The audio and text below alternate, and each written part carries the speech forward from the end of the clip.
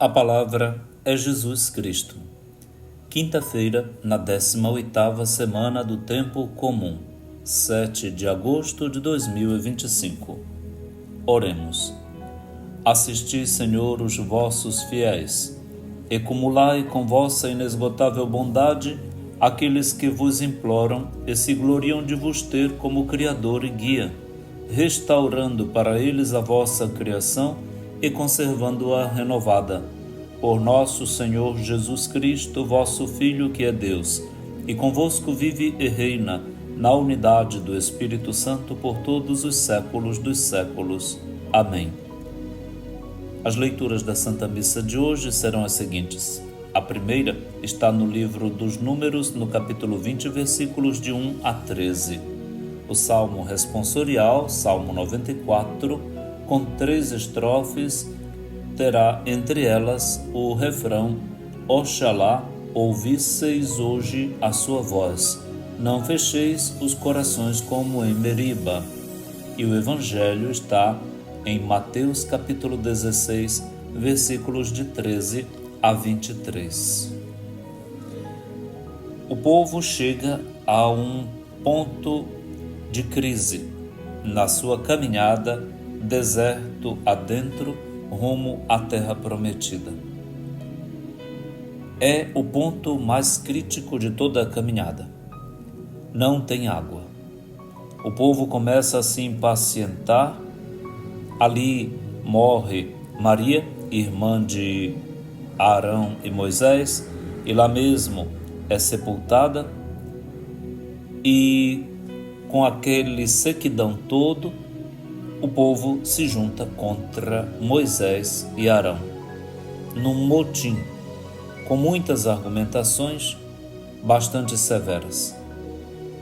Por que vocês nos trouxeram para morrer aqui, neste lugar que não tem nada? Nem nós, nem nossos filhos, nem nossos animais podemos encontrar água para beber.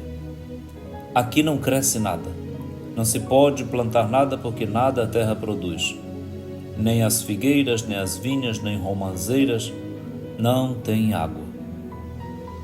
Deixando a comunidade reclamante, Moisés e Arão vão à porta da tenda da reunião, prostram-se com a face na terra, e o Senhor aparece sobre eles e diz para eles pegarem a vara que eles têm, o cajado de conduzir o povo, reunir o povo, ele e Arão, e na presença de todo o povo ordenar a pedra que ela jorre água.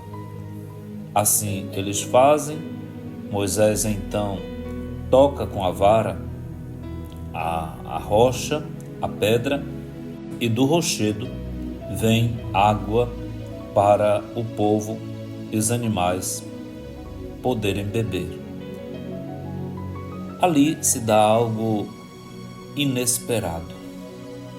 O Senhor fez o prodígio das águas, as chamadas águas de Meriba, é o nome daquele local em que o povo se impacientou contra Moisés e Arão e o próprio Deus, e o próprio Senhor pune Moisés e Arão, dizendo que, visto que não acreditaram no Senhor para manifestar a sua santidade aos olhos dos filhos de Israel, eles não introduzirão o povo na terra que o Senhor lhes dará, que já está logo mais aí na frente, mas eles não vão entrar nela.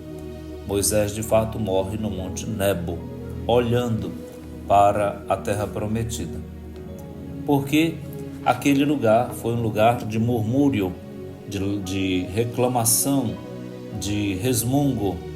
Nosso Senhor não gosta disso. Gente reclamona significa gente sem compromisso nenhum.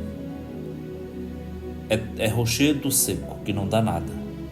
Aquela rocha seca não era só uma rocha seca que não dava água. Ela era a conclusão mais severa e mais alta do coração que se endureceu. Foi se endurecendo pouco a pouco e se voltou contra o próprio Moisés e Arão, e se voltou contra Javé. É um momento bastante educativo da história de Israel, porque nossa vida toda tem momentos como este.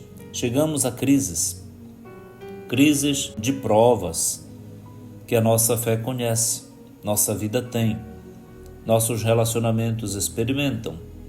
Nós mesmos não nos entendemos. Procuramos respostas de Deus que silente não nos responde nada. Todos nós experimentamos este silêncio de Deus, misterioso e duro de ser suportado, e a esperança parece ser minada, diminuída, minguada. É aí que muitos optam então pela via da reclamação. Reclamam contra tudo, contra todos, contra Deus. E vêm as punições. Tomara se ouvisse mais a voz do Senhor, diz o salmista no Salmo 94, e o coração não se endurecesse e não se fechasse, como aconteceu em Meriba, diz o salmista. No Evangelho, Jesus está na região de Cesareia, de Filipe, e é aí que se dá aquela famosa pergunta para os seus discípulos: o que dizem os homens a meu respeito e o que vocês dizem de mim? A opinião pública é declarada na variedade dos pareceres de quem Jesus se parece, com Elias, com João Batista, com algum dos profetas, mas a segunda pergunta, a resposta vem de Pedro, vem de Simão, cujo nome será mudado para Quefá, para pedra, rocha. E ele diz que Jesus é o Filho do Deus vivo. Jesus lhe proíbe de falar isso e diz que a autoria desta resposta é do seu Pai. Prevê e proclama a sua paixão e morte. Os discípulos se desencantam com esta previsão e Pedro repreende Jesus. Ora, no instante em que Pedro diz que Jesus é o Cristo, o Filho do Deus vivo, Jesus cobre Pedro de poderes, dando-lhe as chaves do reino dos céus, para poder ligar e desligar, abrir e fechar. E diz que ele é uma rocha, uma pedra, um rochedo de onde vão brotar na igreja todas as forças, toda a saciedade do povo de Deus que vai nascer do ressuscitado, da Páscoa de Cristo Jesus. Esta pedra santa, na qual todos nós vamos ser edificados como igreja na fé de Pedro. Depois que Pedro então declina e repreende Jesus, aí vem uma punição: afasta-te, vai para longe de mim, Satanás, porque tu não pensas como Deus, mas como os homens. Tu és para mim uma pedra de tropeço, portanto tu me escandalizas. Escândalo é exatamente isso. Skandalon, no grego, é a pedra que faz cair, tropeçar e cair. Porque tu não pensas as coisas de Deus, não pensas como Deus, tu só pensas como os homens interesseiros e idolatrantes das coisas que lhes interessam. Forte esta página do Evangelho. Ela lê atualmente todo o acontecimento que nós estamos vivendo no Brasil e no mundo. No Brasil e no mundo. Nós todos temos responsabilidades enormes.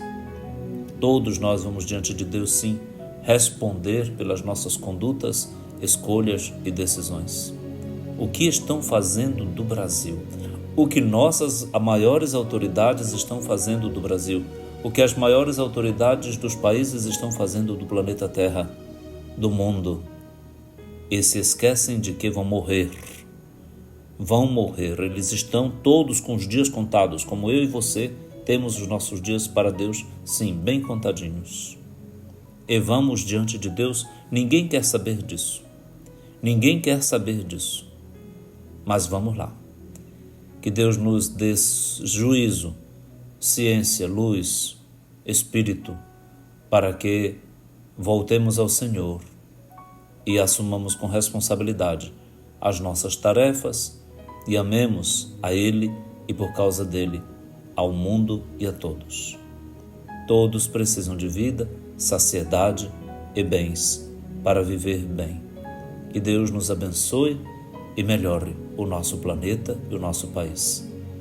Pai nosso, que estás nos céus, santificado seja o vosso nome. Venha a nós o vosso reino. Seja feita a vossa vontade, assim na terra como no céu. O pão nosso de cada dia nos dai hoje. Perdoai-nos as nossas ofensas, assim como nós perdoamos a quem nos tem ofendido. E não nos deixeis cair em tentação, mas livrai-nos do mal. Amém. Abençoe-lhe o Deus Todo-Poderoso, que é Pai, e Filho, e Espírito Santo. Amém.